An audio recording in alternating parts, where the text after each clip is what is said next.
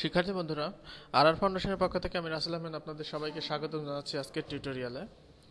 গত পর্বে আমরা দেখেছিলাম যে কিভাবে মেনু তৈরি করতে হয় এবং আমরা এই পেজটি করেছিলাম। আজকে আমরা আরও বাদ বাকি কাজগুলো দেখব। তো প্রথমত এখানে আমি এটা ওপেন করি এবং আমরা সিএসএস এ আজকে দেখব ফ্লোটিং কিভাবে করা যায় একটা ডিভকে। তো সেই জন্য এখানে আমরা মেইন কন্টেন্টের মধ্যে নিয়েছি একটি সাইড বার এবং কন্টেন্ট। এই কন্টেন্টকে আমরা লেফট সাইডে দিব এবং সাইড বারকে আমরা রাইট সাইডে দিব। তো এই জন্য কোনো একটা ডিভের মধ্যে যদি ফ্লোটিং করতে হয় সেক্ষেত্রে অবশ্যই আমাকে তার প্যারেন্ট ডিভটাকে ওভারফ্লো হিডেন ব্যবহার করতে হবে, তা না হলে কিন্তু এই যে নিচের ডিভটা এই ডিভটা কিন্তু উপরে চলে আসবে। তো সেই জন্য আমাদের যেটা করতে হবে, মেইন কন্টেন্ট যে সেকশন এখানে এইটাতে আমরা ওভারফ্লো হিডেন এটা করব। আর কন্টেন্ট এখানে আমাদের একটা বিবেচ্য বিষয় যে র্যাপারের আমাদের মোট উইড হচ্ছে 960 পিক্সেল। তো আমরা এখানে সাইড বারে একটা উইড দিয়ে দিব। সাইড বারে উইড আমরা দিলাম 300 পিক্সেল এবং এটার ফ্লোট রাইট, অর্থাৎ এটা ডান দিকে যাবে। এবং আমরা কন্টেন্টের উইড এখানে দিব উইড এখানে 960-এর মধ্যে যদি আমরা 300 বাদ দেই সেক্ষেত্রে আমাদের 660 হয়। তো আমরা মাঝখানে যদি 50 পিক্সেল জায়গা ফাঁকা রাখতে চাই সেক্ষেত্রে আমরা এখানে 610 পিক্সেল উইড আর এটার ফ্লোট লেফট। তো এইটা যদি করে আমরা রিফ্রেশ করি সেক্ষেত্রে আমরা দেখতে পারবো যে আমাদের এই যে সাইড বার, যেটা সাইড বারটা সাইড বারে আছে, কন্টেন্টটা কন্টেন্টের এখানে আছে। এখানে একটা জিনিস লক্ষণীয়, সেটা হচ্ছে আপনাকে অবশ্যই প্যারেন্ট যে ডিপটা সেই ডিপটাতে ওভারফ্লো হিডেন ব্যবহার করতে হবে এবং কন্টেন্ট যে সেকশন, কন্টেন্ট সেকশনকে ফ্লোট লেফট করতে হবে এবং তার একটা উইড দিয়ে দিতে হবে। তো কোনো একটা ডিভ তার উইড লেফটে তখনই হবে যখন তার রাইটে জায়গা থাকবে এবং তার উইডটা এখানে ঠিক থাকবে। অর্থাৎ আমরা 600 আর 300 যদি যোগ করি এখানে আমাদের মোট হচ্ছে 910 পিক্সেল এবং আমরা এখানে মাঝখানে 50 পিক্সেল জায়গা রেখেছি। তো যেটা আমাদের কিন্তু এখানে দেখা যাচ্ছে মাঝখানে আমাদের একটা বেশ খানিকটা জায়গা আছে। তো এটা হচ্ছে ফ্লোটিং করা বলে ডিপকে। যে কোনো ডিপকে ফ্লোটিং করতে হলে অবশ্যই তার ফ্লোট লেফট বা রাইট করতে হবে এবং তার উইড ঠিক থাকলে অবশ্যই সেটা ফ্লোটিং হবে। আর যেই ডিপকে আমরা কোনো একটা ডিপকে যদি ফ্লোট করি সেক্ষেত্রে অবশ্যই আমাদের যে মেইন ডিপ থাকবে সেই ডিপকে অবশ্যই ওভারফ্লো হিডেন করতে হবে, অন্যথায় এটা পাবে না।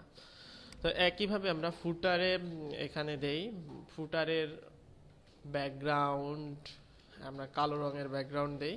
এখানে কালার কালার সাদা রঙের কালার দিয়ে দিলাম। তো এই যে হচ্ছে আমাদের একটা বেসিক ওয়েবসাইট তৈরি হলো। এখানে আমি একটু প্যাডিং দিয়ে দিই, প্যাডিং 15 পিক্সেল, অর্থাৎ আমরা একটু প্যাডিং দিয়ে দিলাম। তো এই যে হচ্ছে আমাদের এটা একটা বেসিক একটা ওয়েবসাইট হলো, যেটার মেনু থাকবে, একটা ব্যানার তৈরি হলো এবং এখানে আমরা কন্টেন্ট এবং সাইড বার ব্যবহার করা দেখলাম। তো এটা হচ্ছে আমাদের একটা বেসিক ওয়েবসাইট। কোনো একটা ওয়েবসাইটের ব্যাকগ্রাউন্ড যদি আমি দিতে চাই সেক্ষেত্রে আমাকে এখানে ব্যাকগ্রাউন্ড আমি দিতে পারি চাইলেই। তো এই ওয়েবসাইটটার ব্যাকগ্রাউন্ড যদি আমি দিতে চাই সেক্ষেত্রে সাপোজ আমি বডি বডি এর ব্যাকগ্রাউন্ড দিব একটা ধূসর কালারের। আর বডি এর ব্যাকগ্রাউন্ড যদি ধূসর কালার দেয় টোটালটা ধূসর কালার হবে, কিন্তু আমি চাচ্ছি যে আমাদের এই যে সেকশনটা, এই সেকশনটার অর্থাৎ র্যাপার সেকশনটা আমাদের যেন ব্যাকগ্রাউন্ড সাদা হয়। তো সেক্ষেত্রে আমরা এখানে ব্যাকগ্রাউন্ড এফ এফ এফ সাদা, অর্থাৎ আমরা এখানে এই যে ব্যাকগ্রাউন্ড এটার ব্যাকগ্রাউন্ডটা সাদা দিয়ে দিলাম। তো এই ক্ষেত্রে আমাদের আরেকটা বিষয়, এখানে আমরা যদি সাদা দিয়ে দিই সেক্ষেত্রে আমাদের কন্টেন্ট সেকশনটা কিন্তু এখান থেকে একটু সরে আসতে হবে। তো সেই জন্য আমরা এখানে যেটা করতে পারি যে মেইন কন্টেন্ট যে সেকশন সেই সেকশনটাকে আমরা এখানে প্যাডিং 15 পিক্সেল, অর্থাৎ 15 পিক্সেল আমরা এখানে মানে ইন্টারনাল যে প্যাডিং সেই প্যাডিংটা দিলাম। তো এই প্যাডিংটা দেওয়ার কারণে আমাদের কিন্তু এই সেকশনটা এরকম হয়ে গেছে। তো এইটা হচ্ছে আমাদের একটা ওয়েবসাইটের লেআউট তৈরি হলো এবং সেই লেআউটটা আমরা এভাবে ব্যবহার করলাম। তো এখানে খুব সহজে আমরা ব্যাকগ্রাউন্ড চেঞ্জ করলাম, আমরা ইন্টারনাল কন্টেন্টের ব্যাকগ্রাউন্ড সাদা দিলাম। তো এইভাবে আপনি কাজ করতে পারেন। তো কোনো একটা ওয়েবসাইটের অ্যাপিয়ারেন্স যদি আমরা দেখি, এই যে ওয়েবসাইটটা ডিফল্ট ফন্ট পাচ্ছে আমাদের টাইমস নিউ রোমান, অর্থাৎ আমাদের ব্রাউজারের ডিফল্ট যে ফন্টটা সেই ফন্টটাই পাচ্ছে। তো এই ওয়েবসাইটের ফন্ট যদি আমি চেঞ্জ করতে চাই সেক্ষেত্রে কোথাকার ফন্ট আমি চেঞ্জ করব সেটা সেই অনুযায়ী আমাদের সিএসএস কোড লিখতে হবে। তো আমি যদি কোনো একটা ওয়েবসাইটের টোটাল ফন্ট চেঞ্জ করতে চাই সেক্ষেত্রে আমরা বডিতে ফন্ট দিতে পারি। ফন্ট দেওয়ার নিয়ম হচ্ছে ফন্ট ফ্যামিলি, এখানে আমি ফন্ট ফ্যামিলি দিব এরিয়াল, অর্থাৎ এরিয়াল ফন্ট দিলে আমাদের এরিয়াল ফন্ট হবে। এখানে আমি এখন যে ফন্টটা ব্যবহার করছি সেটা হচ্ছে এরিয়াল ফন্ট। এভাবে আপনি আপনার কম্পিউটারে ইনস্টল যে কোনো ফন্টই দিতে পারেন, তবে এমন একটা ফন্ট দেওয়া উচিত যেই ফন্টটা প্রত্যেকটা ডিভাইসে থাকবে, তা নাহলে কিন্তু সেই ফন্টটা পাবে না। তো সেই জন্য আমাদের সেই ফন্টটাই দেওয়া উচিত। স্ট্যান্ডার্ড ফন্ট লিখে গুগলে সার্চ করলে আপনি অনেক আইডিয়া পাবেন। ফন্ট সাইজ যদি আমি দেই default size 14 pixel. Font size 14 পিক্সেলের অর্থ হচ্ছে এই যে ফন্টটা, এই ফন্টটার সাইজ হবে 14 পিক্সেল। তা এখন এই লাইনের মধ্যে আমাদের ফাঁকা দরকার, ফাঁকা প্রয়োজন। তো সেক্ষেত্রে আমরা এখানে দিতে পারি লাইন হাইট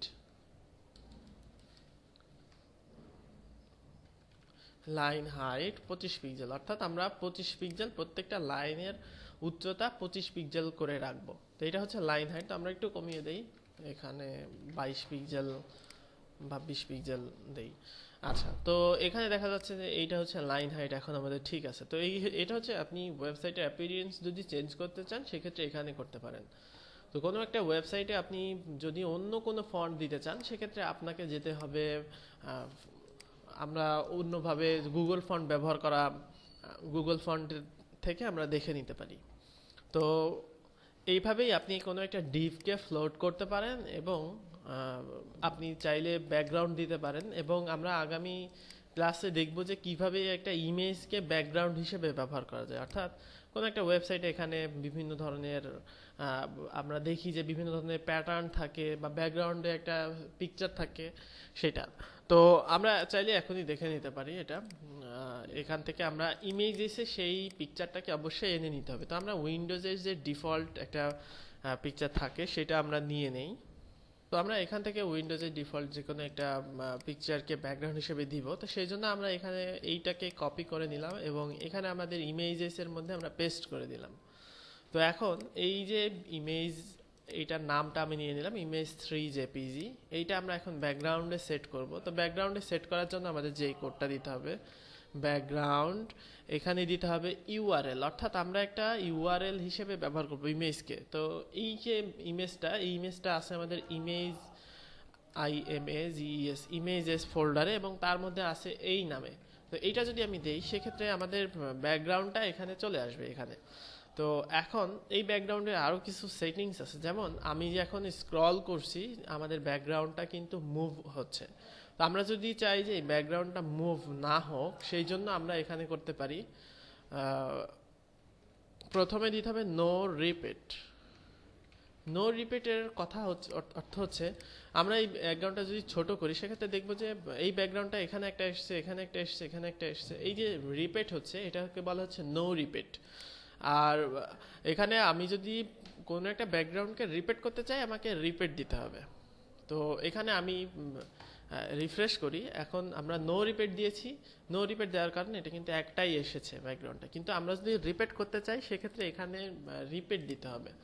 অর্থাৎ এখানে যদি আমি রিপিট দিই এই ব্যাকগ্রাউন্ডটা টোটাল ব্যাকগ্রাউন্ডটা রিপিট হবে। আর যদি আমরা এক্স অক্ষ বরাবর রিপিট করতে চাই সেক্ষেত্রে রিপিট এক্স দিব, তাহলে এটা শুধুমাত্র এক্স অক্ষ বরাবর রিপিট হবে। আবার একইভাবে আপনি যদি ওয়াই অক্ষ বরাবর রিপিট করতে চান সেক্ষেত্রে আমাদের ব্যাকগ্রাউন্ডটা ওয়াই অক্ষ বরাবর রিপিট হবে। তো এছাড়াও আমরা রিপিট ব্যবহার করলাম এখানে। তারপরে এখানে আমি যদি দেই ফিক্সড যদি দেই সেক্ষেত্রে কি হবে, আমরা ওয়েবসাইটটাতে যাই, এখানে এখন আমরা ব্যাকগ্রাউন্ডটা কিন্তু মুভ হচ্ছে না, অর্থাৎ আমরা স্ক্রল করলে ব্যাকগ্রাউন্ডটা ফিক্সড থাকছে, এটা হচ্ছে ফিক্সড। আর এখানে যদি আমি দেই স্ক্রল সেক্ষেত্রে এখন যদি আমরা রিফ্রেশ করি সেক্ষেত্রে দেখবো যে ব্যাকগ্রাউন্ডটাও কিন্তু মুভ হচ্ছে। আর এছাড়াও ব্যাকগ্রাউন্ডের পজিশন আছে, তো আমরা এগুলো আস্তে আস্তে শিখব। এই ব্যাকগ্রাউন্ড প্রপার্টিটা হচ্ছে অনেকগুলো প্রপার্টির সমন্বয়ে গঠিত, অর্থাৎ ব্যাকগ্রাউন্ড ইমেজ যদি আমরা দিতে চাই সেক্ষেত্রে ব্যাকগ্রাউন্ড ইমেজ আমরা ব্যবহার করতে পারবো, সেক্ষেত্রে আমাদের একটাই হবে। আবার আমরা যদি ব্যাকগ্রাউন্ড এখানে আমরা যদি আরেকটা ব্যবহার করতে চাই ব্যাকগ্রাউন্ড রিপেট, এগুলো ব্যবহার করতে পারি। তো আপনি W3 স্কুলস থেকে ব্যাকগ্রাউন্ড CSS ব্যাকগ্রাউন্ড লিখে সার্চ করলে আপনি এই টোটাল এটা পেয়ে যাবেন। তো এভাবেই একটা ইমেজকে ব্যাকগ্রাউন্ড হিসেবে দিতে হয়। আমরা নেক্সট ক্লাসে দেখব যে কিভাবে যে কোনো একটা প্যাটার্নকে ব্যাকগ্রাউন্ড হিসেবে দিতে হয়। পদ্ধতিটা একই, শুধুমাত্র প্যাটার্নটা দেখতে সুন্দর লাগে। তো ধন্যবাদ, আজকে এ পর্যন্তই।